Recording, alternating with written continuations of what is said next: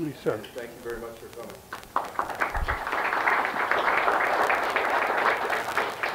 Tonight should be fun. I'm speaking, but I brought some guest speakers with me, and they'll be up on the screen. Just a quick background. I've been an intel analyst and all-source analyst since 1986. I've done time with Third Group. I've done 6 years total in combat zones, 4 years in Afghanistan to include during the initial phase of OEF before we had numbers, and OIF before we had numbers. I was in Sarajevo on 9/11 at a meeting, left the meeting, went up to Tuzla that day. I'm a Davis, and there's several of us here. Thank you all the Davises for being here.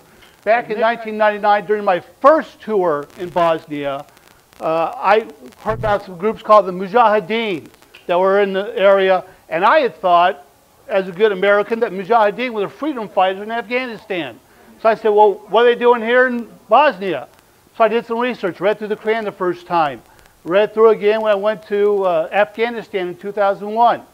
Realized there's a whole lot more there than I knew.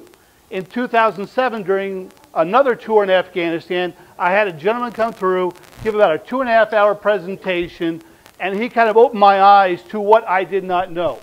So tonight I'm going to share with you some things that you just don't know pretty much, or you know pieces of. We're going to fill in some blanks, and we're going to talk about Sharia law and Islamic doctrine.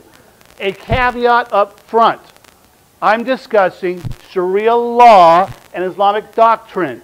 I am not discussing Muslims, because there are many Muslims in America who don't hold to the entire doctrine of Sharia and the Islamic doctrine. Those Muslims, we have no problems with. They have no problem with us. We have no problem with them. I am not talking Muslims. I'm talking the doctrine that makes groups like ISIS and Al-Shabaab do the things that they're doing that we think is horrific, but in all honesty, they're just following the doctrine. To get you started, we're going to start with some 7th grade curriculum. Hopefully not going too far above my head with 7th grade stuff. This is basically, if you're in the Sunday school, you have little books in Sunday school, same concept in mosques. I bought this from Islamic doctrine. What is Sharia law? The word Sharia literally means a straight path. When you follow Islamic way of living life, you are following Sharia, whose knowledge is endless. The Sharia is the ideal path to follow. Islam is not based on superstition or the whims of evil men. It is based on the eternal principles of Allah. That's what they're teaching the young people, and that's what we're talking about today. Now, many of you have heard American Islamic scholars tell us that Islamic law is completely compatible with the U.S. Constitution. An example would be this fine gentleman here. So 90% of Sharia law is fully compatible, not only compatible, is consistent or compatible with American constitutional law and American laws. The areas of difference are small and minor.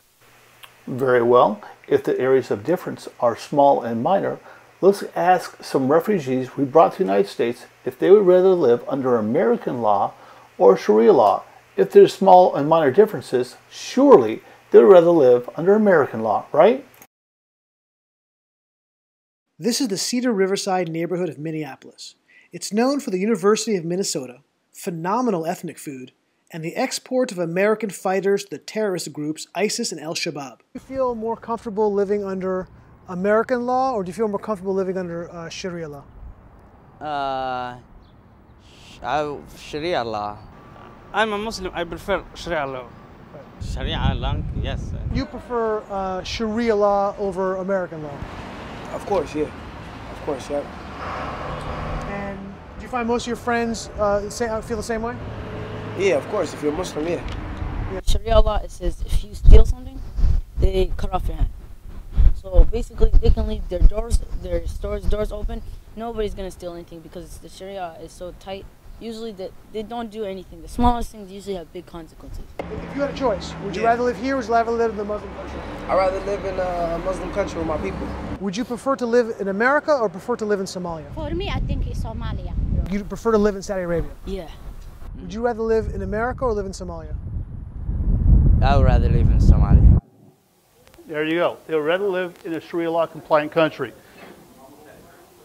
Now, one thing I want to clear up is the difference between scriptures and authoritative commentary. When I was young, I was told that the Bible is the Christian scriptures. There are thousands and thousands of books written about Christianity, and they're great commentary. Many will help you understand what this says in a very succinct manner. But this is a scripture. Likewise, there are numerous very authoritative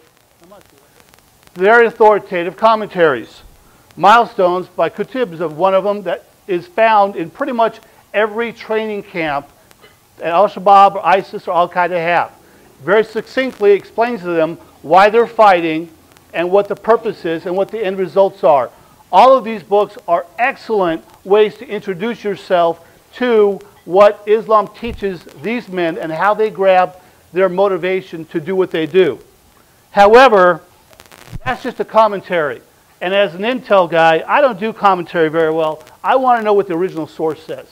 So today we're going to talk about the original sources. The first one is the Quran. So we got here 114 chapters. The first 90 were written while Muhammad was in Mecca trying to win converts, telling the Christians and the Jews, we have all the same faith, you should come follow me.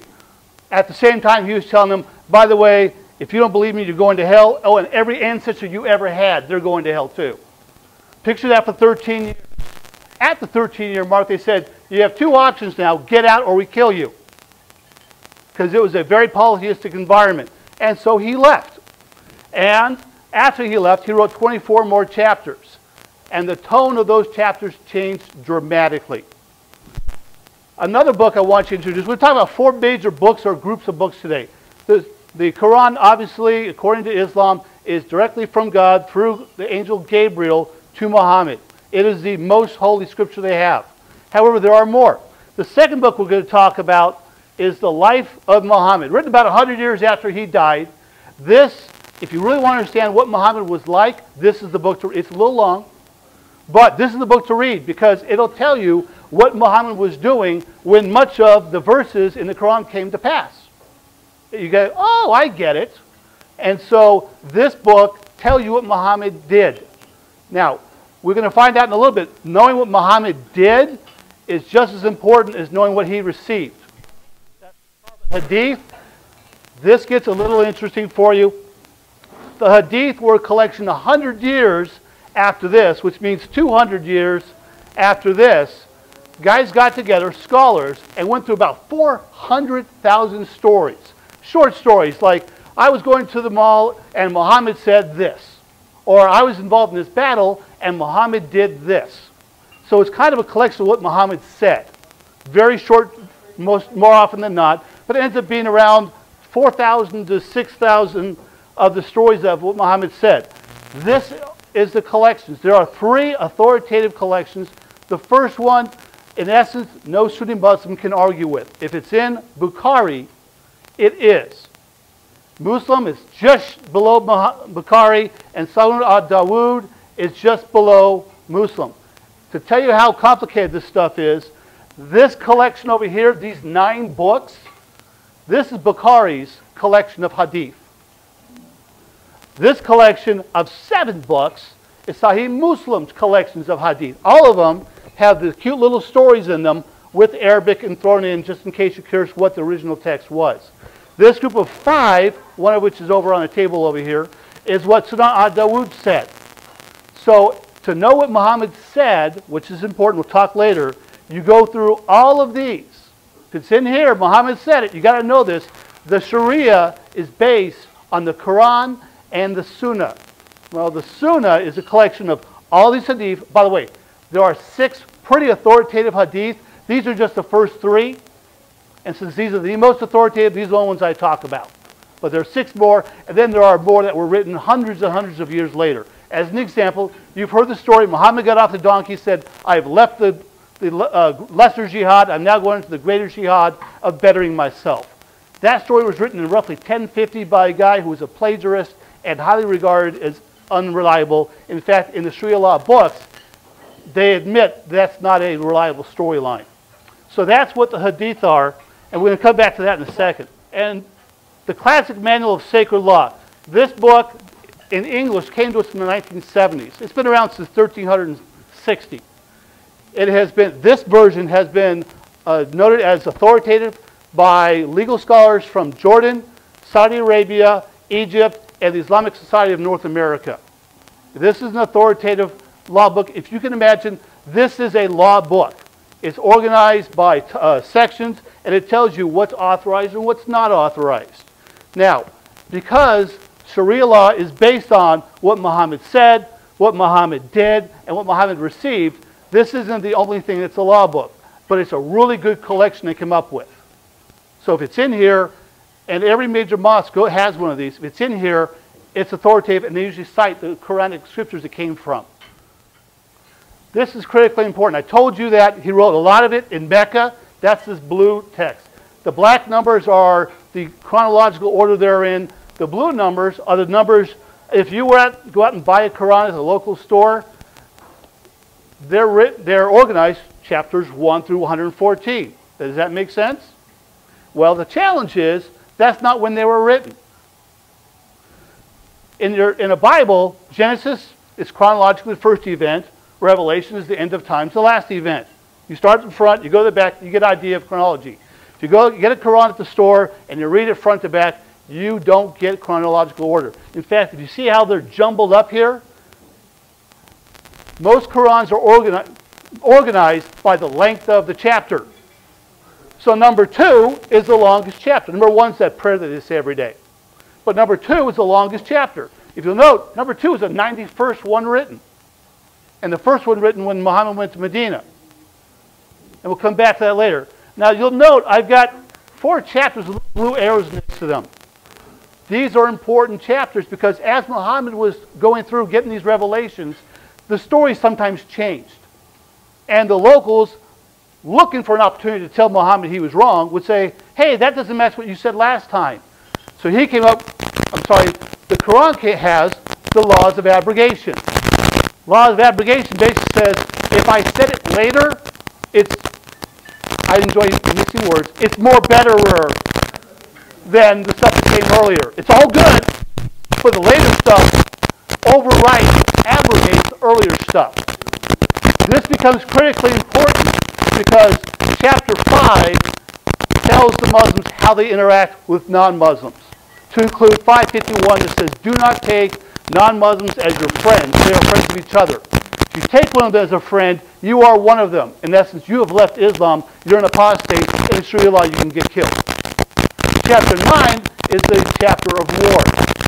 And it tells them to lay in wait and ambush, make ready your steeds of war, strike terror in the heart of your enemies, and kill the infidels. No distraction. All right.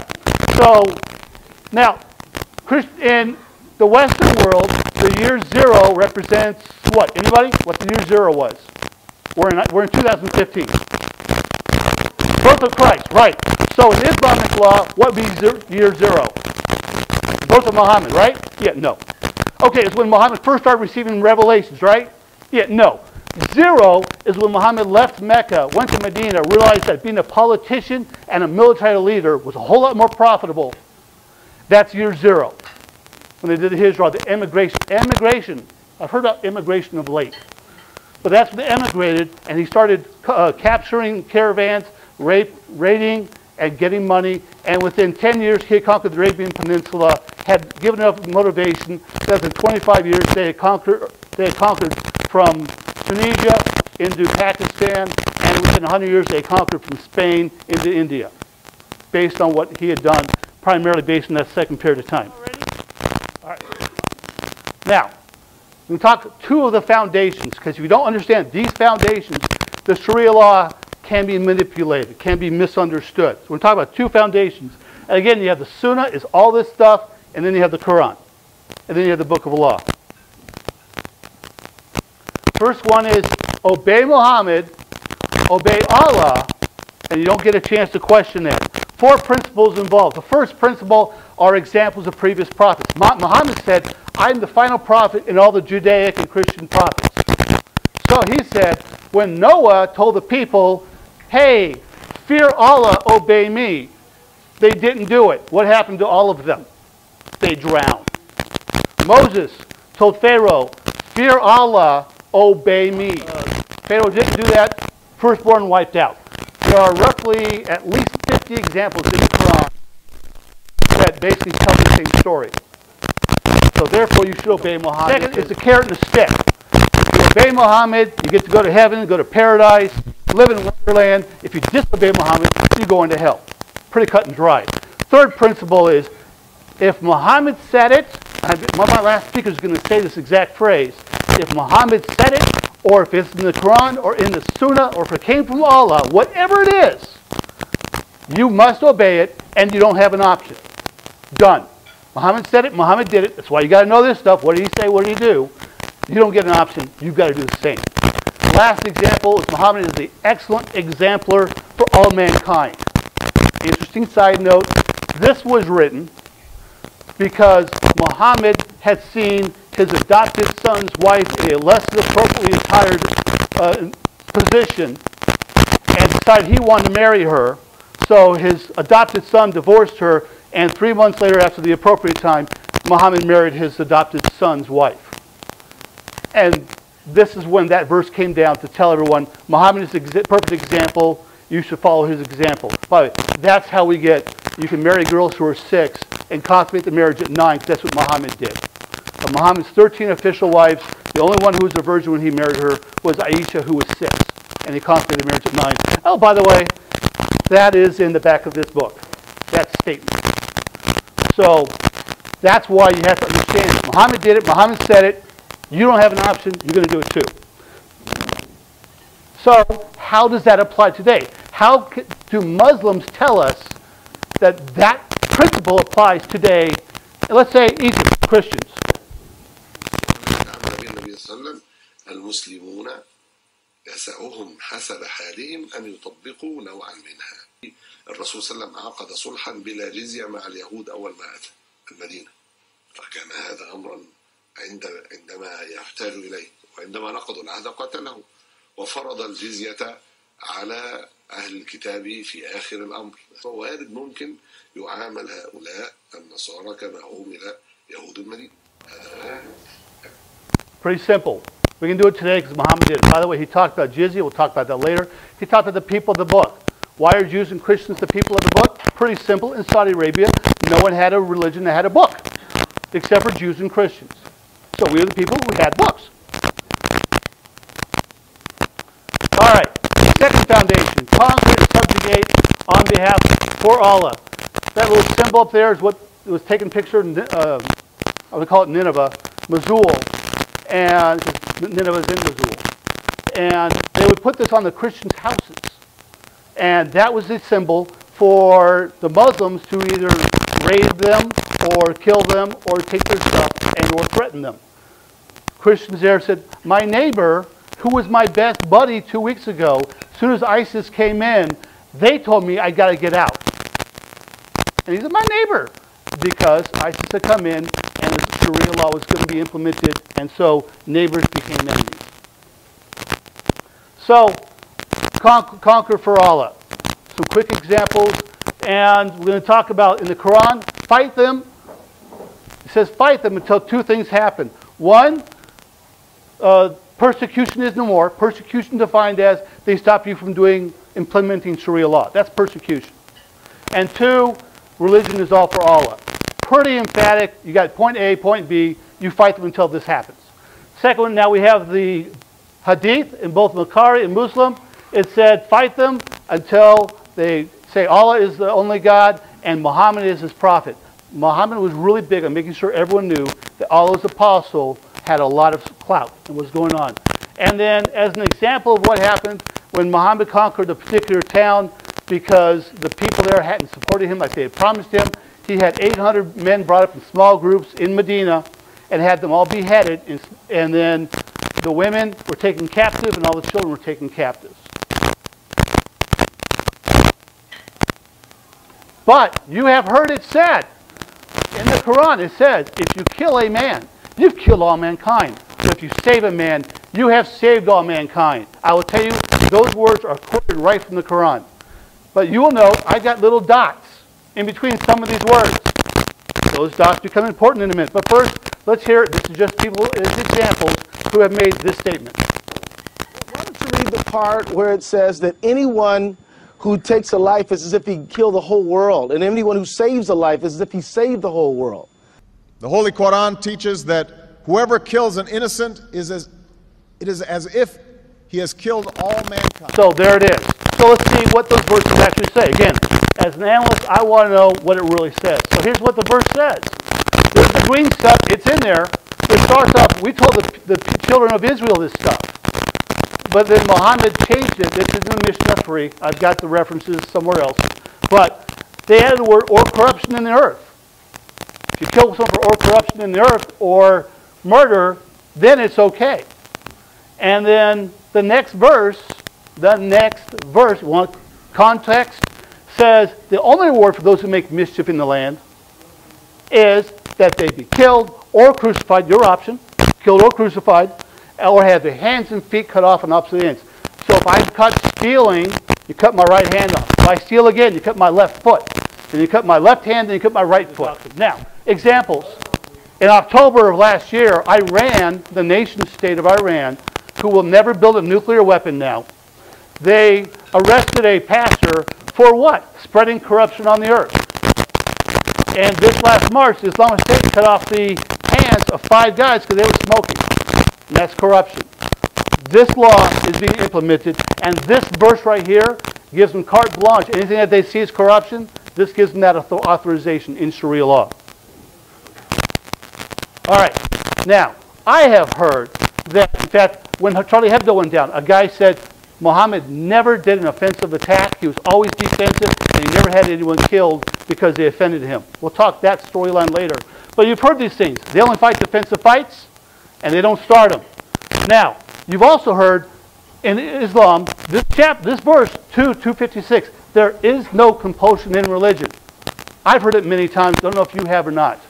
I used to think that was a verse that was abrogated later on. I've got my next guest speaker who's going to tell you what that verse really means. And note, they don't quote the verses, they just say the statements. كانت الجيوش أولا تأتي وتستمع إلى الأذان أو إلى المساجد. فإن لم تجد أذانا ولا مساجد، نعم، باغتتهم. وعندها يطلب منهم الدخول في الإسلام.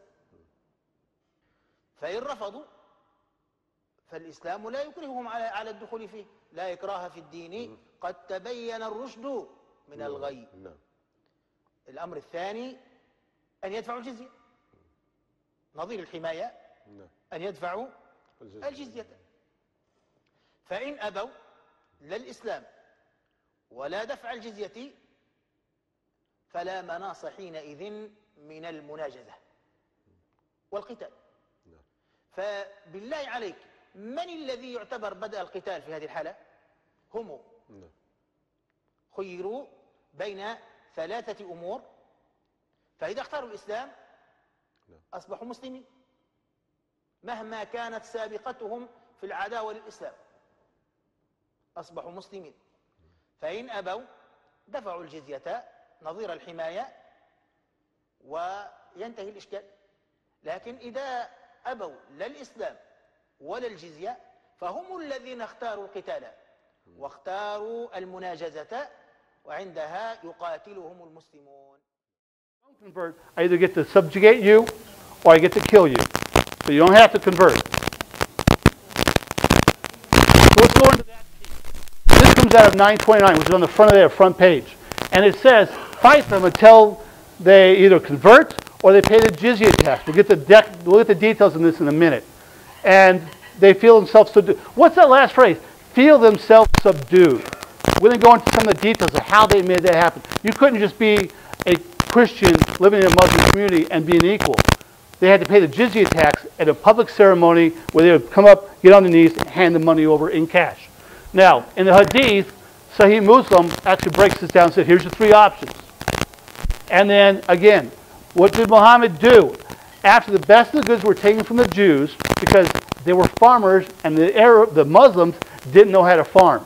So Muhammad let them live as long as they paid the jizya tax. Here's the example. Muhammad got half of their profits. So that's your standard bearer for the jizya tax. Half of your profits.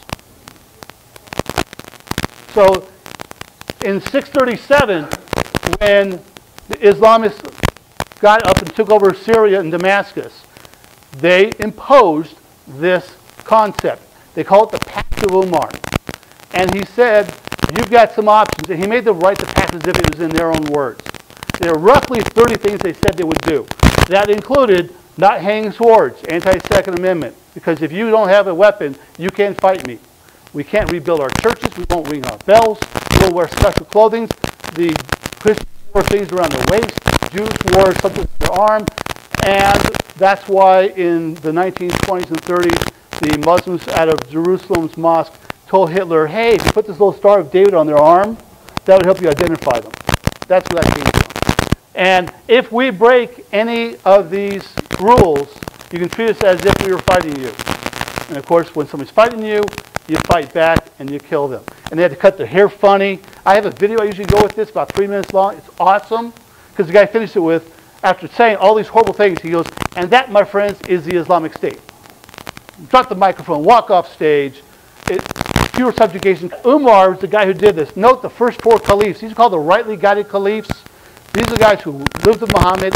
And after Ali, the 4th guy, Islam split. But they all were killed and assassinated.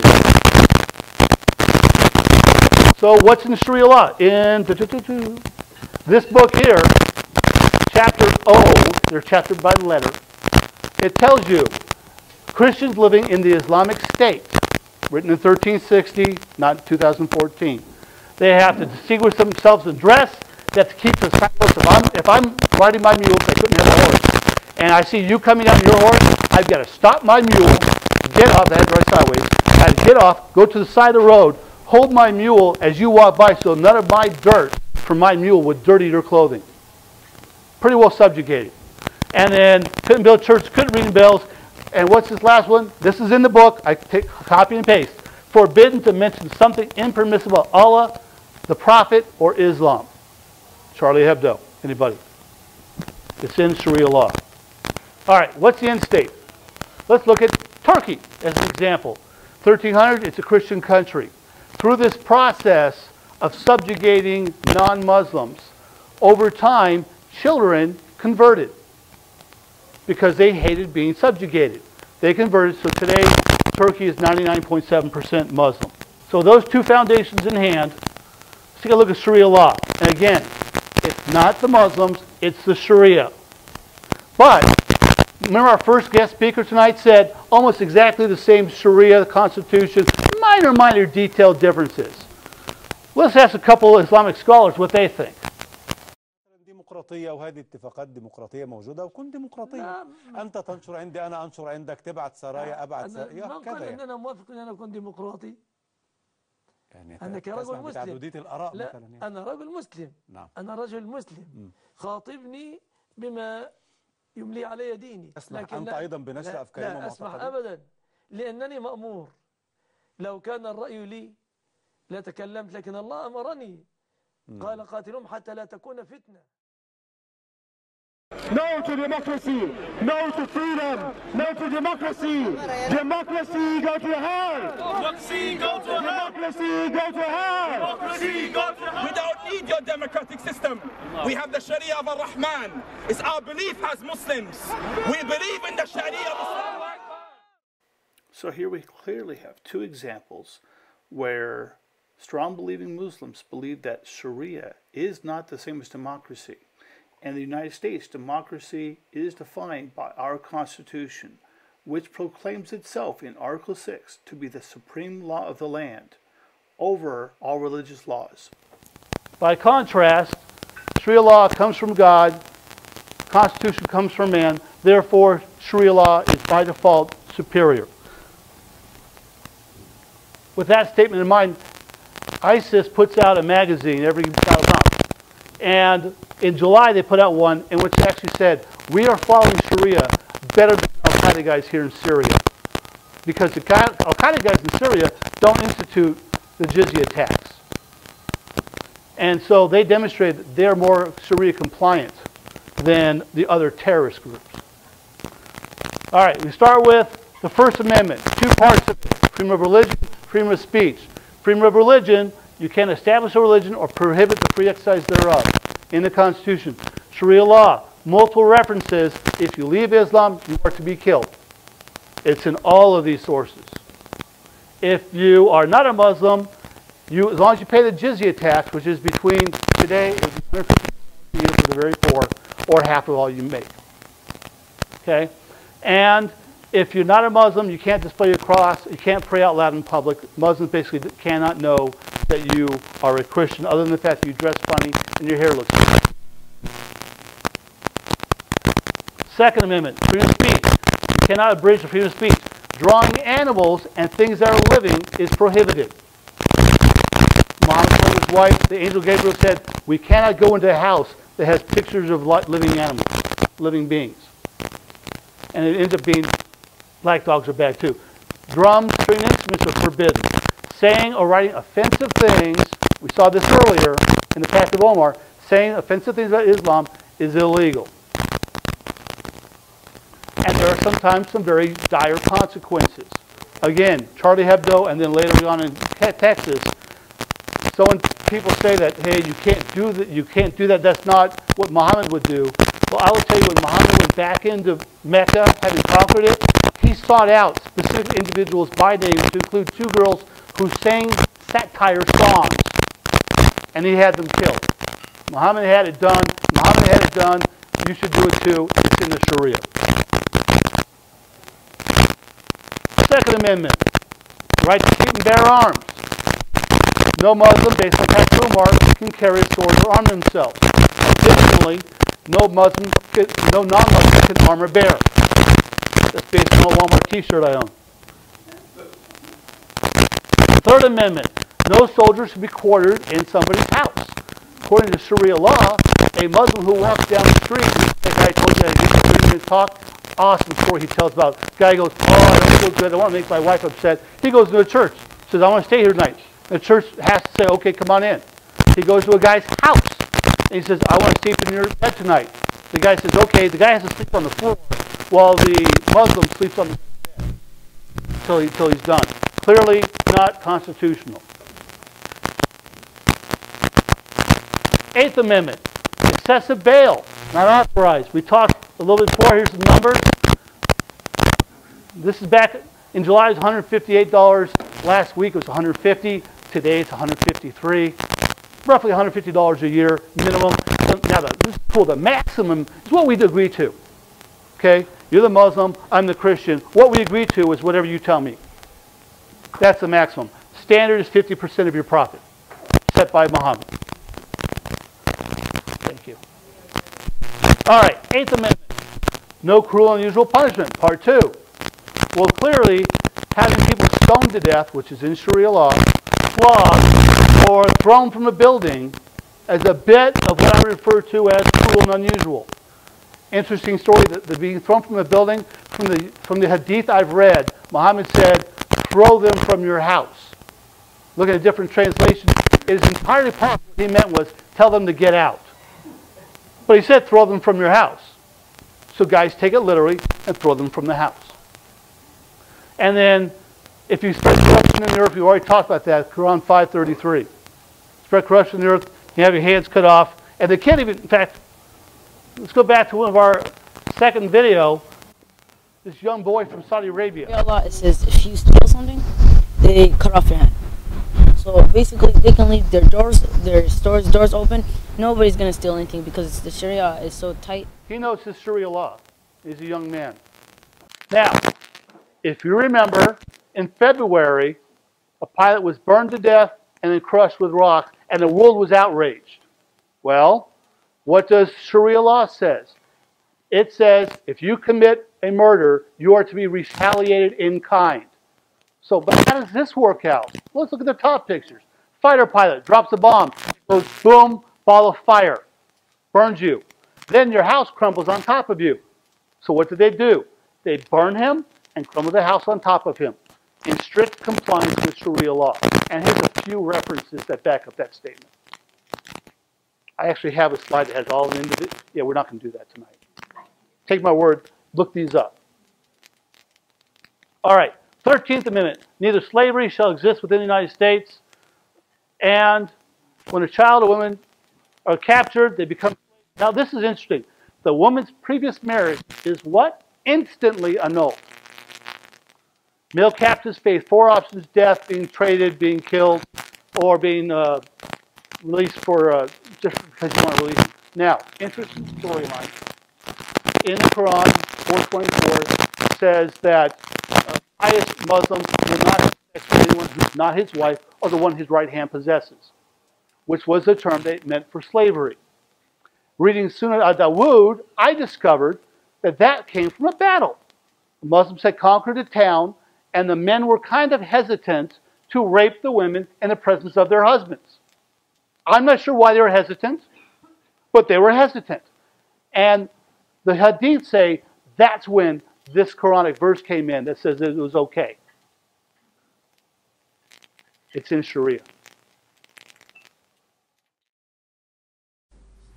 هل للمرأة أن تستمتع بعبدها؟ الله. المرأة لا تستمتع بعبدها، فالمرأة ليس لها أن تستمتع بعبدها، لكن لها أن تتزوج عبدها. يعني إذا كانت ليست ذات بعل ذات زوج وأرادت أن تتزوج عبدها فلها أن تتزوج عبدها، ومتى تزوجته فأصبح الآن حرا، خلاص أصبح حرا وأصبح له سيادة عليه. So he's asking the woman to marry a slave. Well, she can't have sex with him, but she can marry him, which makes the sex okay. But because at the paper I showed you about women, as soon as she marries him, she now belongs to him. So she then instantly belongs to her slave. All right. Now, I've shown you some Islamic scholars from the Middle East telling us these things. I've given you the scriptural references that they use. And now we're going to look at some Western example of Islamic leaders who want to impose Sharia law and will do anything that Sharia law dictates. Anything, and he names off a couple examples. If it comes from Allah, if it comes from Muhammad, it is what we should do across the entire world. And we always try to tell them, I always try to tell them that, look, it's not that speaker that we're inviting who has these extreme radical views, as you say. These are general views that every Muslim actually has. Every Muslim believes in these things. Just because they're not telling you about it, or just because they're not out there in the media, doesn't mean they don't believe in them. So I will ask you, everyone in the room, how many of you are normal Muslims? You're not extremists, you're not radical, just normal Sunni Muslims. Please raise your hands. Everybody, mashallah, subhanallah. Okay, take down your hands again. How many of you agree that men and women should sit separate? Please raise your hands. Everyone agree. Everyone agree. Brothers and sisters. Subhanallah. So it's not just these radical sheikhs then. Allahu Akbar. Next question.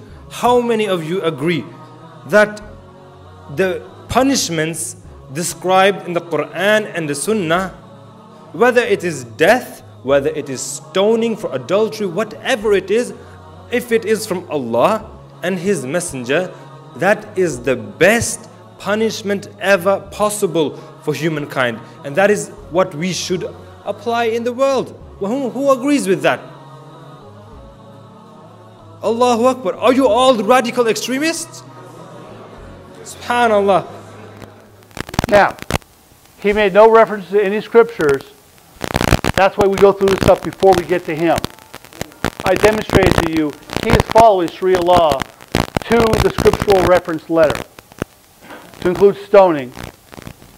And notice there are no women in view, because Muhammad said that if a man is praying and a woman walks in front of him, that will block his prayer to God.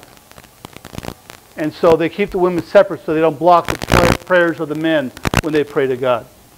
Now that's in Norway, which is being overrun. Let's take a look at a couple of examples from the United States. I find that there are only two things which are open to our movements.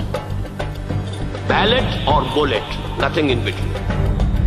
Democracy, the black people's freedom. No, we don't want to democratize Islam. We want to Islamize democracy. Our job is to change the Constitution of America. Islamic Society of North America, a Muslim Brotherhood organization. Yes, sir.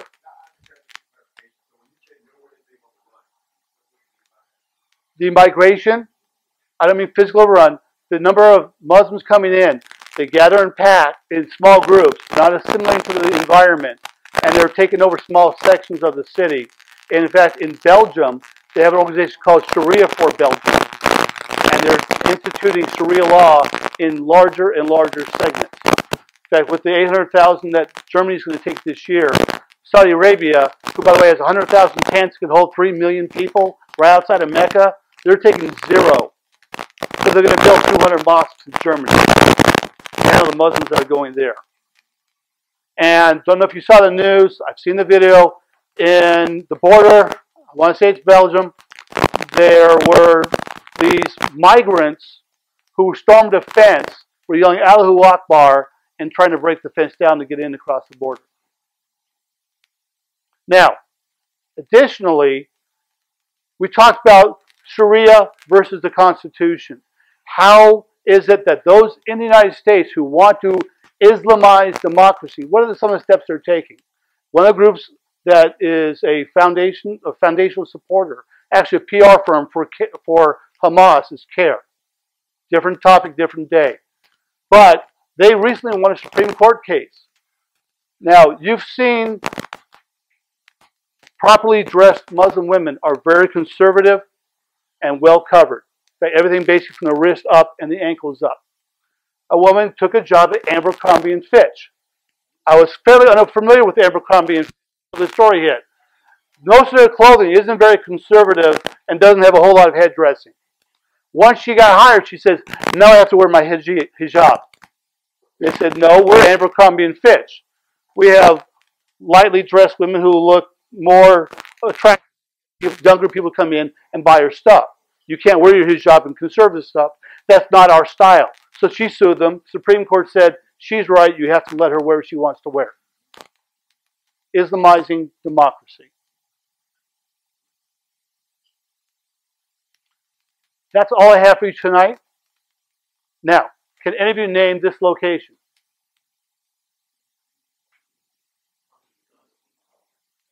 That's the Islamic Center of America in Dearborn, Michigan. Largest place in North America. Very strong concentration. You saw the guys from Minnesota earlier today. Other groups in this area here. Again, it is not the Muslim people, but their doctrine, if they employ all of it, tells them to do the things that our guest speakers have said tonight. We're not making it up. It's not all the Muslims. Lots of good American Muslims. Remember I told you the first 90 were written in Mecca when he was trying to win friends and influence people? A lot of American Muslims stick with that, and it's about their family. And they're good people. We have no problem with that. I'm concerned about the doctrine. My concern is protecting the Constitution and the constitutional rights of Americans and North Carolina specifically.